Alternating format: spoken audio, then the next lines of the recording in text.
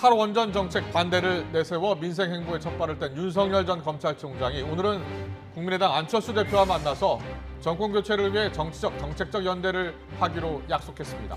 야권의 유력 주자들의 움직임이 바빠지는 가운데 먼저 대선 경선 레이스를 시작한 더불어민주당에선 반 이재명 연대 구도가 굳어지는 모습입니다. 국회 취재기자 연결합니다. 구장원 기자.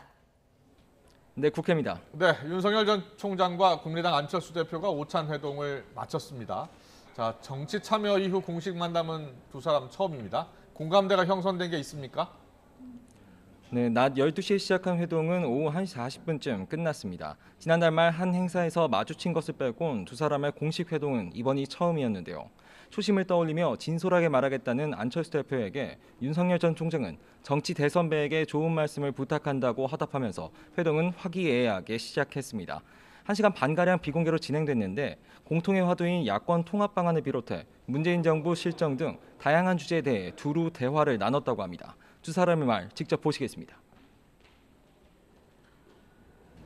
기본적으로 확실한 그 정권 교체의 필요성과 또 정권 교체를 위한 그 상호 협력과 그 앞으로 어떻게 해나갈지에 대한 그런 뭐 대강의 방향에 대해서 오늘 얘기들을 많이 나눴습니다.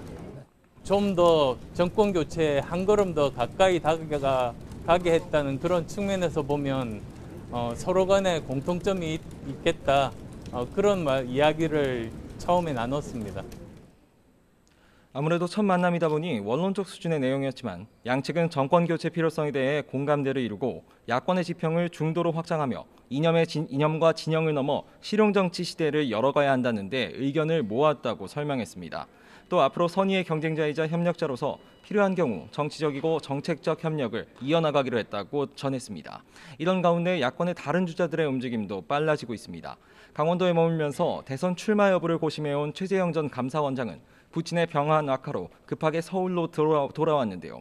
한 측근은 YTN과의 통화에서 최 전 원장이 나라와 사회를 위해 기여할 게 있는지 숙고한 끝에 정치에 참여하기로 결단했다면서 조만간 정치 참여를 선언할 거라고 전했습니다. 감사원장직을 내려놓은 지 얼마 되지 않은 만큼 구체적인 행보에는 시간이 더 걸릴 전망인데요. 그에 앞서 이르면 이번 주 안에 국민의힘과 만날 가능성도 점쳐지고 있습니다. 국민의힘 안에서는 원희룡 제주도지사가 대선 예비후보 등록일인 오는 12일 전에 지사직을 사퇴하고 경선 행보에 돌입할 전망입니다. 오늘은 현역 국회의원 33명이 참여한 지지 모임 희망 오른 포럼을 출범하면서 당내 주자 가운데선 가장 먼저 새 결집에도 나섰는데요. 이 자리에 참석한 김종인 전 비상대책위원장은 국민의힘이 자체 후보를 낼 수 없다는 인식과 달리 원희룡 지사가 대통령 후보로서 자질을 갖췄다며 비전을 잘 제시하면 가능하다고 격려했습니다. 다만 국민의힘을 향해서는 허둥대지 말고 당의 경쟁력을 키워야 한다며 쓴소리를 이어갔습니다. 직접 보시겠습니다. 대한민국 역사에서 제1야당이 대통령 후보감을 놓고 이렇게 허둥대는 모습을 보이는 것이 처음이 아닌가 생각합니다. 총리의 요인이 뭐였던 것을 좀 냉정하게 분석을 하고.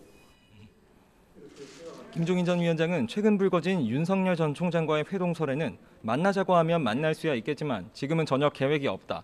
지금 나타나는 지지율을 결정적이라고 생각하면 안 된다고 말했습니다. 또 최재형 전 감사원장을 향해선 출마 선언에서 무엇을 그리고 어떻게 지향할 것인지 나타날 거라면서 평가를 유보했습니다. 네, 민주당 대선 경선 상황은 어떻습니까? 네, 오는 11일 예비경선 컷오프를 앞두고 후보들의 경쟁이 치열해지는 모습입니다. 어제 예비경선 3차 TV 토론회에서도 이재명 경기도지사에 대한 강한 견제가 쏟아지면서 반 이재명 연대 구도가 굳어지는 모습을 보였습니다. 특히 이른바 바지 발언에 대한 공세에선 우군 역할을 하는 듯했던 추미애 전 법무부 장관도 발언을 언급하며 사과를 촉구하고 나섰습니다. 그 표현이 좀 놀랍기도 하고요. 좀 엉뚱하기도 하고요. 부적절했다라고 생각합니다. 좀 사과를 하시면 어떨까요?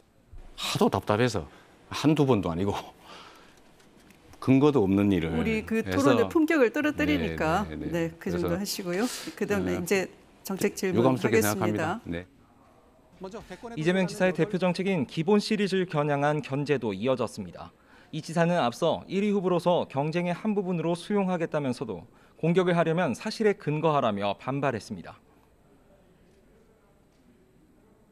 상대를 공격하시려면 팩트에 의해서 해야지 상대의 주장을 왜곡한 다음에 그 왜곡한 것에 대해서 공격하는 것은 좀 자중해 주시면 좋겠다. 오늘 저녁에는 각 주자들이 저마다 대표 공약을 소개하는 정책 언팩쇼가 예정돼 있는데 부동산 분야를 비롯해 정책 화두를 놓고도 후보들의 공방이 예상됩니다. 계속해서 국회 상황 알아보겠습니다. 본격적인 추경안 심사를 앞두고 당정이 맞벌이 부부에 한해서 재난지원금 범위를 늘리는 방안을 추진하고 있다고요? 예, 말씀하신 것처럼 당정은 맞벌이 부부에 한해 재난지원금 지급 대상 범위를 확대하는 방안을 추진합니다. 당초 정부가 내세웠던 소득 하위 80% 기준에서 소득 하위 83에서 84%로 소폭 올리는 방안을 검토하고 있는 겁니다. 외벌이보다 소득이 많은 맞벌이의 경우 아슬아슬하게 기준선을 비껴가는 경우가 많을 수 있다는 그런 형평성 논란을 해소하기 위해서인데요. 오히려 부정적인 여론에 불을 지필 거란 견해도 만만치 않습니다. 새로운 기준에 따르더라도 작은 차이로 지원을 못 받는 맞벌이 부부나 청년의 반발이 이어질 수 있다는 지적입니다. 민주당은 오늘 오후 2시부터 정책 의원총회를 열고 재난지원금을 포함한 2차 추경안 처리 방향을 논의하고 있습니다. 당 지도부는 지원 대상을 확대해야 한다는데 공감대가 형성한 상태인데요. 앞서 박완주 정책위의장은 예산을 짤 때 정부안을 원안대로 가는 일은 없다며 지원 대상 확대 가능성을 시사했습니다. 일단 오늘 의총에서 최종적인 결론이 확정되는 건 아니지만 오늘 논의 결과에 따라 향후 추경안 심사 방향을 가늠할 수 있을 거로 보입니다. 지금까지 국회에서 YTN 부장원입니다.